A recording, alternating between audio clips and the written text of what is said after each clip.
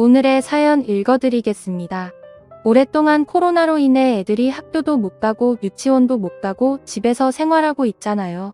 그래서 아들과 며느리가 힘들까봐 제가 애들한테 도움이나 줄까 생각하고 있었는데 아들도 그렇고 며느리도 전화가 없는 겁니다. 아들 둘 있는데 큰아들은 아들 딸 둘 있고 작은 아들은 이제 돌이 지난 애 하나 있습니다. 작은 아들 애는 며느리가 애가 어려서 집에서 살림하면서 육아하고 있어서 걱정이 안 되었는데 큰 아들 애는 둘 다 맞벌이를 하고 있어서 손자 손녀들이 집에서 둘이서만 있을 것 같더라고요. 걱정이 되어서 아들한테 전화했더니 반가운 목소리로 저보고 와서 도와달라고 하더군요. 아들 말만 듣고 선뜻 가기 그래서 며느리한테도 전화를 해서 물어봤습니다. 그런데 며느리는 아들과 다르게 괜찮다고 하는 겁니다. 그래도 아들의 목소리가 너무 간절해서 마음은 가서 도와주고 싶은 마음은 굴뚝 같았지만 마음을 접었습니다. 그런데 아들이 또 전화해서 시간 되시면 도와달라고 하더군요. 아들은 애들만 집에 두니까 걱정이 되어서 일이 손에 안 잡힌다고 와달라고 했어요. 아무리 내 아들이 그렇게 말해도 제 마음대로 갈 수가 없어서 또 며느리한테 전화했더니 이번에도 며느리는 괜찮다고 오시지 말라고 하더군요. 며느리는 제가 가는 것이 부담이 되는가 보다 하고 마음은 접고 집에 애들만 있어서 걱정도 되고 해서 손자 폰으로 전화를 해보니까 아직 초등학교 3학년 밖에 안 된 큰애가 유치원 다니는 동생 6살짜리 여동생에게 밥을 먹이고 있다고 하더군요. 손자 말로는 엄마가 차려놓은 밥 같이 먹으라고 해서 컵라면을 먹고 있다고 하는데 이건 아니다 싶어 그냥 아들네 집에 갔습니다. 사실 연락을 안 하고 간 적은 한 번도 없었지만 이번엔 제 마음 가는 대로 하고 갔습니다. 집 안에 들어서는데 할 말이 없었습니다. 신발은 죄다 다 나와 있고 빨래는 산뜻 위에 청소기는 언제 밀었는지 모를 정도로 먼지가 굴러다니고 거실이라고 말하기 뭐할 정도로 여기저기 있던 옷으로 뒤덮여 있었습니다. 일단 애들 밥을 제대로 먹이고 청소를 시작했어요. 며느리 퇴근해서 오기 전에 서둘러 청소하고 갈까 했는데 손주들 말을 들어보니 며느리가 일하고 운동도 하고 온다고 하더군요. 솔직히 이러면 안 되는데 집이 이 모양인데 운동까지 하고 온다는 말을 듣고 나니 이건 아니다 싶더라고요. 저는 코로나 때문에 애들이 집에 있게 되면서 집이 이렇게 된 줄 알았더니 애들 말로는 엄마가 언젠가부터 힘들다고 하면서 치우지 않았다고 하는 겁니다. 사실 애들은 이런 걸로 거짓말 안 하잖아요. 애들도 물 만난 고기처럼 저에게 엄마 얘기를 묻지도 않는데 하나둘 풀어놓더군요. 애들 말로는 아빠가 엄마한테 치우라고 했다가 얼마 전에도 크게 싸웠다고 했어요. 밥은 거의 라면으로 때우고 과자, 피자, 치킨 이런 걸로 끼니 겸 간식으로 먹고 있다고 하는데 기가 막히고 화가 나더군요. 청소만 해주고 가려다 아들 퇴근해서 올 때까지 기다렸습니다. 아들이 퇴근하고 오자마자 저를 보고 반가워서 덥석 안아주더군요. 아들의 힘들었던 게 느껴졌습니다. 저를 한참 동안 안고 있더니 한마디 하더군요. 고마워 엄마. 이러고 산 거야? 언제부터 그런 거니? 몰라 갑자기 운동 다니고 나서부터 그런 거 같기도 한데 애들은 그 전부터 그랬다고 해. 처음엔 애들이 뭘 모르고 하는 소리 같아서 신경 안 썼는데 이 사람 살 빼고 나서 행동이 이상해지긴 했어. 애미 살 뺐니? 뭐 거의 10kg 이상. 저는 그동안 코로나 때문에 그 전 때 얼굴 보고 못 봐서 몰랐는데 그랬다네요. 며느리가 결혼 전에도 살찐이 있는 편이었고 애 낳고 조금 더 살이 붙어서 약간 등치가 있는 편이었거든요. 살을 빼고 나서는 옷도 사드리고 멋이라고는 전혀 부리지 않던 며느리였는데 변했다고 하니까 이상한 기분이 먼저 들었습니다. 그리고 무엇보다 며느리가 퇴근하고 바로 운동 가면 늘상 아들도 애들도 이런 식으로 차려놓은 식어 빠진 반찬에 배달 음식 시켜 먹거나 한다고 하더군요. 처음부터 며느리가 일을 시작했고 잘하지 못했으면 이해는 못해도 그러려니 했을 텐데 그래지지가 않는 겁니다. 워낙 잘했던 며느리라 실망이 컸습니다. 사실 맞벌이니까 둘이 서로 도와야 해 한다는 거 알고 있지만 이건 아닌데 싶었어요. 며느리만을 탓하는 건 아닌데 이상한 건 이런 상황에서 왜 저보고 오지 말라고 했는지가 궁금할 뿐이었어요. 이런 모습을 저에게 보여주고 싶지 않을 며느리가 아니기에 저는 더 며느리의 행동에 대해 의문이 더 들었습니다. 제 며느리는 둘째 며느리와는 다르거든요. 솔직히 둘째는 제가 집에 오는 것도 싫어하고 그냥 사람 자체를 안 좋아하는 애라 저희 집에 불러도 잘 따라오지 않고 아들만 오고 해서 둘째는 사람들끼리 많이 부딪히는 것이 싫은 아이인가 같다고 느꼈는데 큰애는 달랐습니다. 먼저 다가와줬고 노력하고 뭐든지 솔선수범해서 집안을 이끌었어요. 성격도 워낙 좋고 밝아서 며느리가 저희 집에 오면 뭘 할까요? 같이 있는 것만으로도 좋았다고 해야 할까요? 그런 사람 있잖아요. 에너지가 넘치고 주변 사람들을 즐겁게 만드는 재주가 있는 사람. 꼭 저희 며느리가 그랬습니다. 집안에 남자들만 있고 다들 조용해서 늘 저 혼자 시간을 가지고 살았는데 큰 며느리가 들어오면서 많은 것이 바뀌었거든요. 잘 따라주지 않던 이 시집안 남자들이 우리 며느리가 들어오고 나선 말들을 너무 잘 듣더군요. 그래서 여행도 자주 다니고 맛있는 음식도 집에서 해먹고 여하튼 여행은 진짜 많이 다닌 것 같습니다. 외국 여행도 남편과 둘이서 가면 힘들고 재미없어서 안 가려고 하니까 며느리가 나서서 같이 가줘서 아주 즐겁게 보내고 온 적도 많았거든요. 그리고 굉장히 깔끔한 성격이라 제가 손이 안 가는 아이였어요. 결혼하고 임신도 2년 계획한 후 아들, 딸 낳고 걱정이라고는 없는 큰 애들이었습니다. 뭐든지 알아서 잘해줘서 덕분에 편해지기도 했거든요. 신경을 끊임없이 쓰게 만드는 애는 작은 애였지 큰 애는 저에게 보물과도 같은 존재였어요. 작은 애는 뭐만 하면 아파서 병원에 누워 있었어요. 임신해서 애 낳을 때까지도 정말 병원을 들락날락했어요. 비교를 안 할래야 안 할 수 없을 정도로 둘이 많이 달랐어요. 큰 애는 장녀로 자라서 그런지 책임감도 있고 의존하는 것이 없는데 작은 애는 막내로 자라서 그런지 어리광도 심하고 뭐만 시키면 못한다고가 입에 붙어 있고 손이 여러 번 가는 애라서 힘이 들거든요. 이래서 비교를 안 할래야 안 할 수가 없더라고요. 작년까지만 해도 그렇게 살았던 며느리가 이런 생활을 하고 있다는 게 믿어지지 않는 겁니다. 일을 하면서도 깔끔한 성격이라 잠을 쪼개서라도 청소를 하는 애이고 애들 챙기는 것도 정말 부지런해서 아침도 꼭 먹이더군요. 제 아들은 어려서부터 제가 시켜서 알아서 챙겨 먹는 것이 습관이 되어서 혼자서도 잘하는데 애들 챙기는 것은 잘 못해서 늘 도와가며 살라고 말하면 며느리는 늘 제 앞에서 아들 자랑을 하면서 잘해준다고 걱정하지 말라고 했던 애미였습니다. 이랬던 애였는데 집안의 모습만 봐도 분명 며느리에게 무언가 큰일이 일어나고 있음을 알겠더군요. 일단 아들에게 어느 정도 상황을 듣고 저는 아들 집에서 나왔습니다. 주차장에서 시동을 걸어놓고 한참을 멍하니 생각에 잠겨 앉아 있는데 멀리서 며느리로 보이는 애가 차에서 내리더군요. 그런데 정말 몰라보게 살을 빼서 긴가민가 했네요. 얼굴은 알아보겠는데 뒷모습을 보면 누군지 정말 모를 정도였어요. 며느리는 차에서 내려 차가 가는 것을 한참 동안 바라보고 서 있더니 전화를 하더군요. 그런데 정말 지금까지 못 봤던 모습의 표정이었습니다. 누가 보면 연애라도 하는 사람처럼 밝아 보였습니다. 저는 내심 우울증 이런 거 아니면 갱년기 그것도 아니면 요즘 코로나로 집에 애들만 있으니까 힘들어서 건강 생각해서 운동도 다니고 하나 여러 방면으로 좋은 쪽으로 생각을 해보고 있었는데 제 걱정과 달리 표정이 너무 밝아서 괜히 살짝 화가 올라왔어요. 이런 게 시어머니인가 싶었지만 팔은 정말 안을 어긋피더군요. 아들하고 손자, 손녀가 힘들어하고 있는 모습이 떠올라서 그랬기도 했어요. 저는 차에서 내려 며느리에게 달려가 얘기 좀 하고 싶어서 내리려고 하는데 며느리가 다시 뒤돌아서 길가로 나가더군요. 그러더니 어떤 차에 올라타더군요. 서둘러 시동을 걸어 뒤쫓아갔습니다. 차는 달리고 달리더니 외곽으로 빠지는 겁니다. 설마 했는데 차가 모텔로 들어가더군요. 핸들을 잡고 있는 제 손이 벌벌 떨렸습니다. 뒤따라 들어가 현장을 잡아야 하나, 경찰에 신고를 해야 하나 많은 생각을 하다 이런 식으로는 안 될 것 같다 일단 기다리고 있었습니다.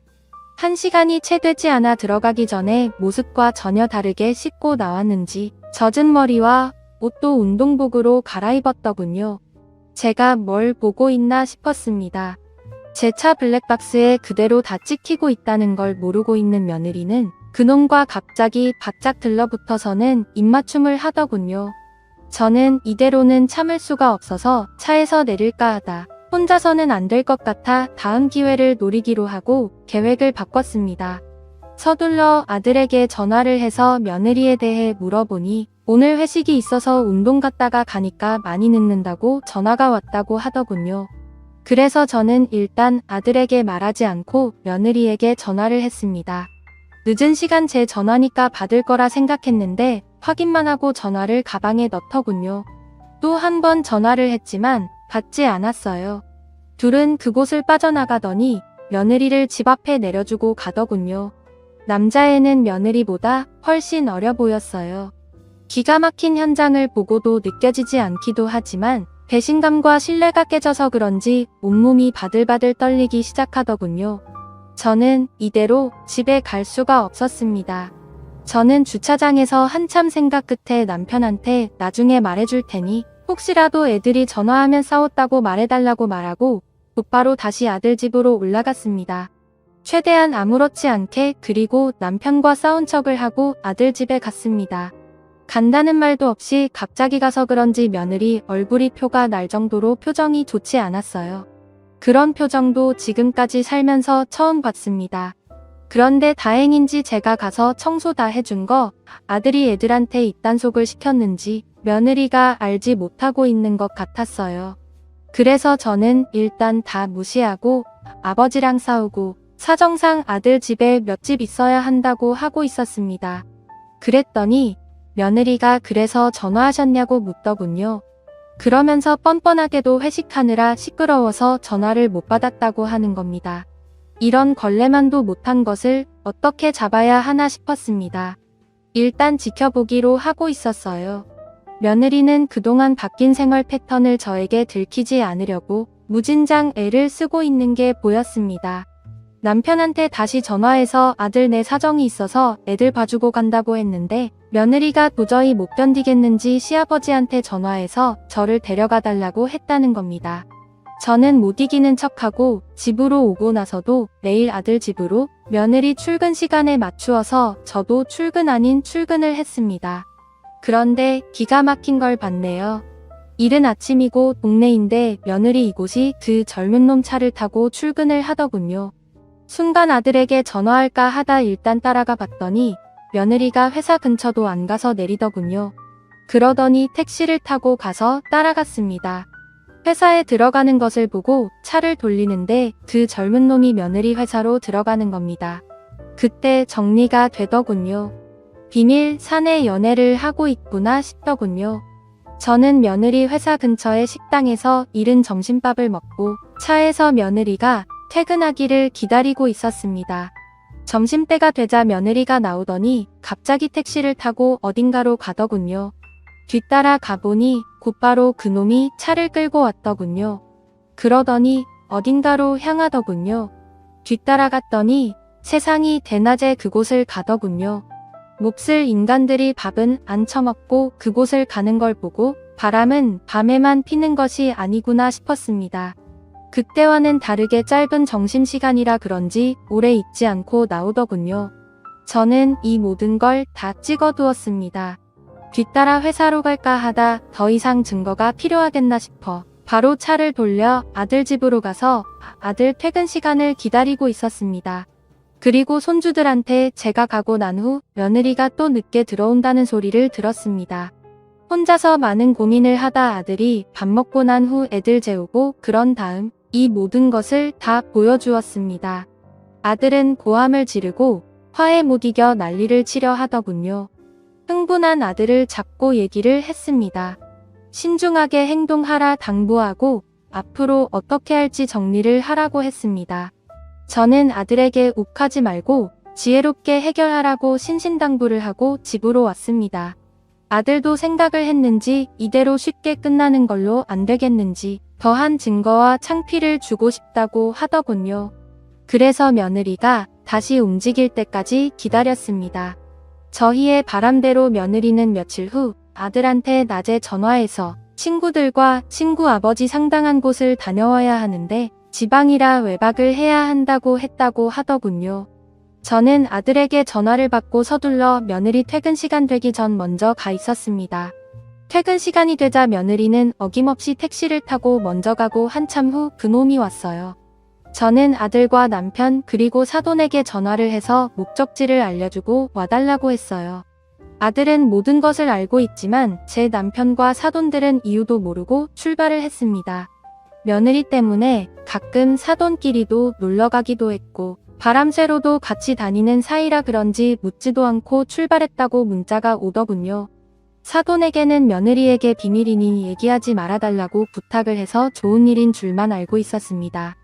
한참을 달리더니 며느리를 태운 차는 또 그곳이었습니다.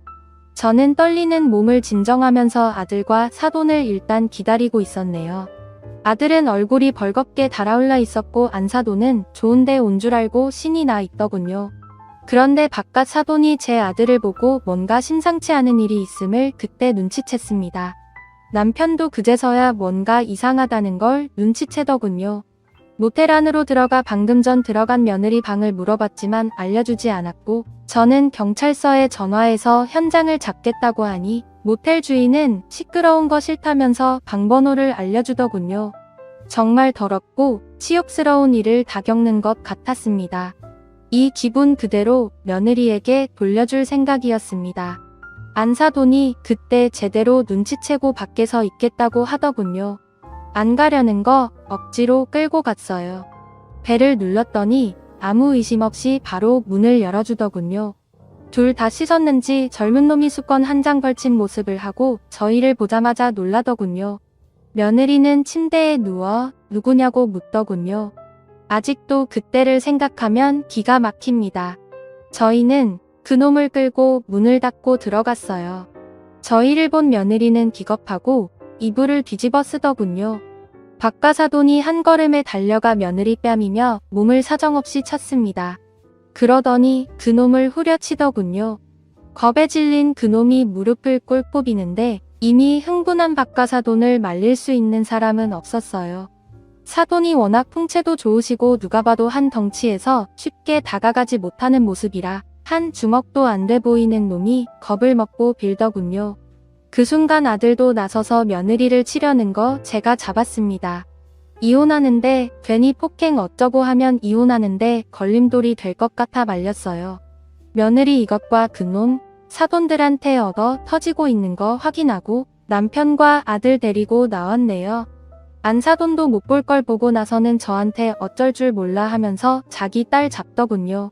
그냥 이대로 갈까 하다 밖에서 기다리고 있는데 두 연놈들 사돈한테 얼마나 얻어 터졌는지 코피의 얼굴은 팅팅 부었더군요. 사돈들은 저에게 빌고 또 빌더군요. 하지만 저는 그 사과 받아들이지 않고 법정에서 보자고 하고 왔습니다. 지금 아들은 이혼을 준비 중이고 손주들은 제가 데리고 있습니다. 살다가 참 별일을 겪어봤네요. 드라마에서나 봤지 제가 며느리 뒤따라간 곳이 그곳이라니 지금 생각만 해도 제가 어떤 정신으로 따라갔는지 기억이 나질 않네요. 마음 같아서는 반죽여 놓을 수도 있는데 제 손에 더러운 피 묻히고 싶지 않습니다.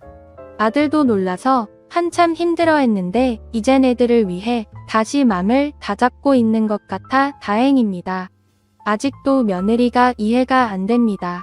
살 빼면서 내가 어떻게 돼버린 것인지 알 수가 없네요. 아들은 이혼 준비 중에 분한 마음이 풀리지 않는지 며느리 회사에 가서 그놈과 그동안 있었던 일을 다 알렸습니다.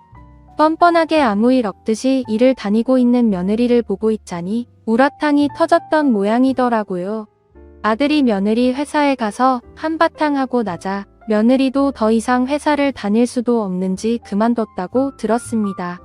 그동안 어렵게 쌓아놓은 회사에서의 모든 것을 한순간에 다 잃고 일을 그만뒀다고 들었어요. 그놈은 알고 보니 양다리를 걸치고 있었다고 하더군요. 회사도 당연히 그만뒀다고 들었습니다. 젊은 놈에 빠져 가정도 직장도 잃은 어리석은 며느리 사연을 올려봤네요. 코로나 때문에 정신적으로 힘든데 며느리까지 보태서 정말 지옥 같았습니다. 이젠 다 털어버리고 새롭게 시작하는 제 아들을 응원하고 있습니다. 저는 지금부터 조금은 충격적인 얘기를 해보려고 합니다. 저는 친정에서 거의 쫓겨나듯이 가방 하나 메고 나오면서 잘 살아버리라 각오와 함께 다짐을 하고 집을 나왔습니다. 친정 아버지와 엄마는 제 신랑을 많이 반대하셨습니다. 하필이면 친정 부모님께 신랑을 예기치 않게 소개를 해주게 되었을 때 백수였거든요. 부모님께 지금은 사정이 있어서 비록 쉬고 있지만 괜찮은 사람이라고 말씀을 드려도 제 얘긴 전혀 들으려 하지 않으시고 부모님은 되려 저에게 반대하는 백수놈과 결혼까지 한다면서 자식 없다고 생각한다고 하더군요. 아무리 제가 능력 없는 신랑을 만났지만 그땐 제가 어려서 그랬을까요? 부모가 이래도 되나 싶더라고요. 더 이상 친정 부모는 저한테 없다 생각하고 저는 이를 악물고 잘 살면 된다는 생각으로 2번 다시 친정과 연락도 안 하고 아이 낳아도 찾아뵙지 않을 거라고 다짐을 하고 집에서 나왔습니다. 친정 부모님이 이러시는 것은 당연히 저를 위해서 그런다는 걸 알고 있지만 너무 서럽고 마음이 아팠습니다. 계획하지 않은 임신이어서 많이 두렵고 어떻게 해야 할지 몰라 힘들어했는데 부모님은 신랑이 눈에 차지 않으니까 시댁이 어느 정도 사는지에만 관심을 가지시고 묻더군요. 시댁이 그리 잘 사는 집이 아니라는 걸 듣고는 한심하다는 듯이 쳐다보시더니 나가서 알아서 살아보라고 하시더군요. 이제 믿을 사람은 능력 없는 신랑과 이런 상황에서도 저희를 포기하지 않고 받아주신 시부모님 뿐이었습니다. 너무 감사한 마음에 정말 잘해야겠다고 결심했어요. 저는 달랑 가방 하나 들고 시댁에 들어갔어요. 신랑이 쓰고 있는 자그마한 방에 저까지 살다 보니까 좁아서 힘들었지만 그래도 누울 수 있는 공간이라도 있는 게 어딘가 싶었어요. 만약 시부모님께서 받아주지 않았다면 백수인 신랑과 저랑 안 봐도 뻔한 생활을 하고 있을 거라는 생각이 들었습니다. 저는 그때 시부모님께 잘해야겠다고 결심했어요. 그리고 좁은 방이라도 저는 괜찮았는데 시부모님께서 창고방을 개조를 해주시기도 했어요. 나중에 아이를 낳아도 문제가 될 것 같다면서 큰 방을 준비해 주셔서 감사하게 살고 있었어요. 그런데 어느 날부터 자꾸 이상한 생각이 들고 잘 때 누군가가 자꾸 저를 쳐다보고 있는 것 같은 느낌을 받은 적이 있었는데 저는 그냥 꿈을 꾼 줄만 알았어요. 그런데 시간이 가면 갈수록 뭔가 느낌이 정말 안 좋고 자꾸 기억이 너무 생생하게 느껴져서 혼자서 끙끙 앓고 있다가 큰 결심을 했어요. 신랑한테는 괜히 말했다가 자기 부모 이상한 사람 만난다고 오해라도 하거나 기분 나빠할까봐 비밀로 하고 CCTV를 설치해봤어요. 그리고 난 후 느낌이 안 좋은 그날 저는 비디오를 돌려봤습니다. 저는 그 화면을 보다가 정말 큰 충격을 받고 고함을 지르고 말았습니다. 세상에, 저희가 잠들고 한참 후 깊게 잠이 들었다 싶은 시간대에 문이 사르르 열리더니 아버님이 들어오셔서는 제 옆에 누우시는 겁니다. 그러더니 아버님이 해서는 안 되는 행동을 하기 시작하더군요. 한참을 그렇게 하고 있다가 제가 움직이니까 갑자기 일어나서 모서리 한 켠에 쪼그리고 앉는 겁니다. 어두운 곳에서 보면 형체를 알 수 없으니까 가만히 있다가 제가 다시 잠을 자는가 싶으면 다시 제 옆으로 와서 눕더라고요. 저는 아버님이 신랑인 줄 알고 아버님을 안았네요. 아버님은 자연스럽게 저를 안아주면서 저의 입에 입술을 가져다 댔어요. 그걸 보는데 정말 소름이 끼쳤어요. 더 놀라운 건 이상한 시도를 하려다 제가 깨니까 그때서야 얼른 방에서 나가는 거예요. 제가 비몽사몽의 기억에 있는 것이 바로 그런 거였어요. 저를 만지고 누군가가 들어왔다가 나가는 것 같은 정말 꺼림칙했던 것들을 잡은 겁니다. 하지만 이것을 신랑과 어머님께는 바로 보여드리지 못했어요. 그때만 해도 제가 너무 어리석었고 무섭기도 하고 이 사실을 알리면 이 모든 것이 끝난다는 생각에 차마 입을 열지 못했어요. 대신에 저는 잠자기 전 문을 걸어 잠그고 그때부터 뜬 눈으로 날을 샜어요. 부족한 잠은 아침이나 정신대 신랑이 깨어있을 때나 어머님이 계실 때 혹시 몰라서 일부러 옆에서 잤습니다. 솔직히 낮에도 무서웠어요. 행여나 낮에 아버님이 오실까봐 어머님께 확인하고 또 확인했어요. 저를 이상하게 생각하셨을 정도로 행동했는데도 그때는 어머님도 신랑도 크게 개의치 않는 것 같았어요. 저는 그때부터 불면증으로 시달리고 있었습니다. 그런데 또 어김없이 아버님이 방 밖에 오셨는지 문고리를 돌리는 소리가 나더군요. 저는 그 이후로 문도 잠그고 소등을 켜두는 습관을 들였어요. 숨죽여 문 쪽을 뚜려져라 보고 있는데 순간 방이 잠겼다는 것을 아시고는 그냥 돌아가는 눈치였어요. 그런데 잠시 후 또 문을 열쇠로 열려는 소리가 나는 거예요. 그땐 도저히 안 될 것 같아서 한번 자면 업어가도 모를 정도로 자는 신랑을 깨웠습니다. 신랑은 정말 집에 불이 나서 본인이 타 죽을 지경까지 와도 못 일어날 사람입니다. 그런데 신기하게도 그날 갑자기 무슨 꿈을 꾸었는지 갑자기 자다가 소리를 꽥깍하고 지르더군요. 밖에 있던 아버님이 안에서 나는 소리를 듣고 놀랐는지 막 도망가는 듯한 발걸음이 들렸습니다. 그때서야 놀란 가슴을 쓸어내렸습니다. 다음날 원래 일을 일찍 나가시는 아버님은 그날 일을 가지 않고 집에 그냥 계시는 겁니다. 순간 아버님의 얼굴을 보는데 너무 더럽고 역겨웠어요. 눈도 마주치기 싫고 죽여버리고 싶었습니다.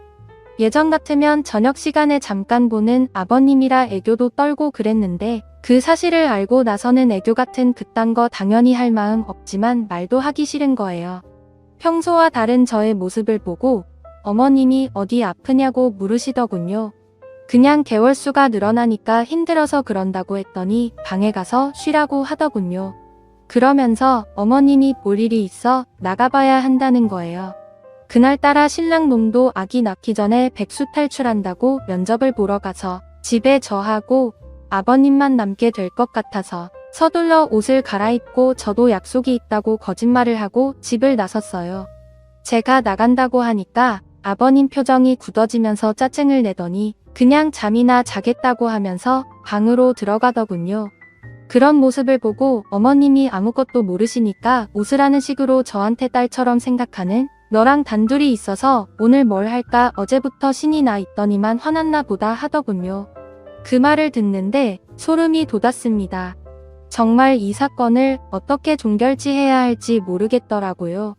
친정언니나 오빠라도 있으면 의지하고 답답한 속을 털어놓을 텐데 어디에다 말할 곳이 없더라고요.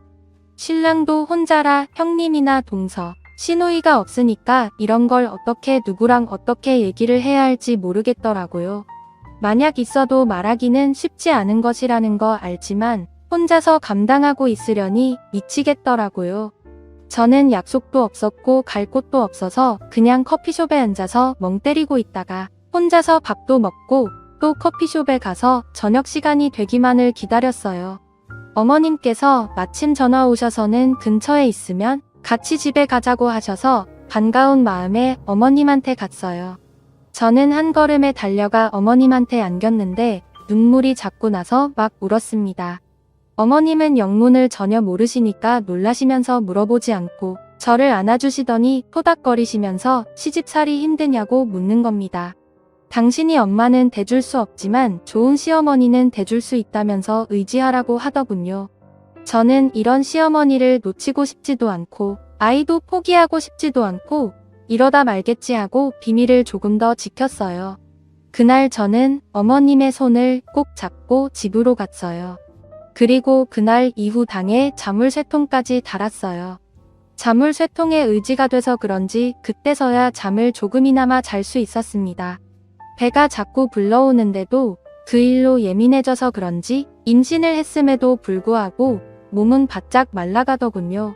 그런 모습을 보고 어머님이 좋은 약 먹여야겠다고 걱정을 하셨고 신랑 놈은 밤에도 잠자고 낮에도 자는데 왜 살이 자꾸 빠지는지 모르겠다며 무심한 소리를 하고 있더군요. 마음 같아서는 아버님이 저한테 한 성추행을 말하고 싶었지만 곧 태어날 아이도 있고 너무나도 사랑이 많으신 저희 어머님 때문에 그땐 저만 말하지 않고 시아버지를 피하면 된다고 생각했어요. 그런데 하루는 씻으려고 욕실에 들어갔는데 구석 한쪽에 뭔가 이상한 것이 보이는 겁니다. 급한 마음에 얼른 의자를 놓고 그것을 꺼내봤어요. 집에 어머님과 신랑도 같이 있었지만 기분 나쁜 생각에 서둘러 제가 그걸 꺼내봤어요. 그런데 그걸 꺼내는 순간 저는 너무 놀라서 그만 의자에서 떨어지면서 배를 다치고 말았습니다. 화장실 안에서 난 큰 소리에 어머님과 신랑이 놀라서 달려왔어요. 쓰러진 저를 보고 놀라서 구급차를 불렀습니다.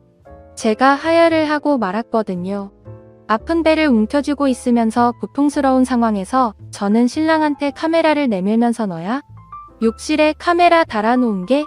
저는 짐작가는 인간이 있었지만 이젠 더 이상 못 참을 것 같아 괜한 신랑 놈을 잡았습니다. 어머님은 그걸 보고 신랑 등짝을 때리면서 너 이 새끼 다 같이 쓰는 욕실에 왜 카메라를 달고 난리야? 제정신이야? 너 변태야? 볼 게 뭐 있다고? 엄마 진짜 나 아니라고 하면서 억울하다면서 고함을 지르더군요. 순간 시어머니 얼음이 되셨습니다. 설마 내 아버지가? 왜? 이 새끼 미친 거 아냐? 하면서 화를 내셨습니다. 남편도 표정이 굳어졌지만 제 상태를 보고 더 놀라서 일단 더 이상은 말을 하지 않았어요. 어머님도 서둘러 제 짐을 챙기느라 정신 없었고요. 저는 바로 병원으로 실려갔고 이어 출산도 했어요. 다행히 아이는 무사했고 저도 건강했어요. 어머님은 회복 중인 저에게 조심스레 혹시 무슨 일 있었냐고 묻더군요. 저는 전에 있었던 일들을 녹화해 둔 것을 다 보여드렸습니다. 어머님은 그것을 보고 경악하셨어요.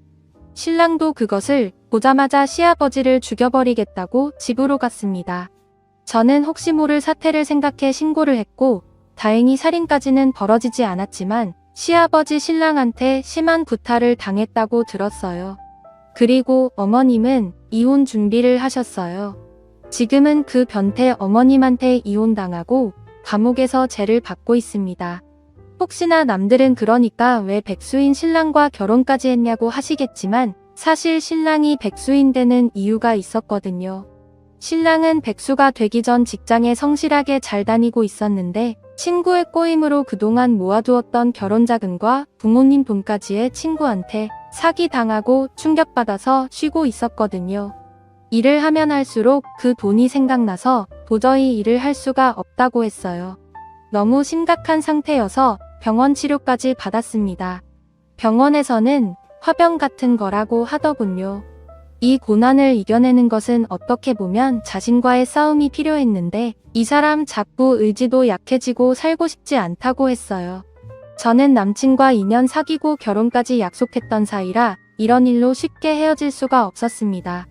그래서 위로하고 싸우면서 보낸 게 1년이 되었을 때 저도 서서히 지치면서 이별을 구했는데 그때 아이가 저희에게 온 겁니다. 그런데 이런 일이 벌어질 줄은 정말 생각도 못했습니다.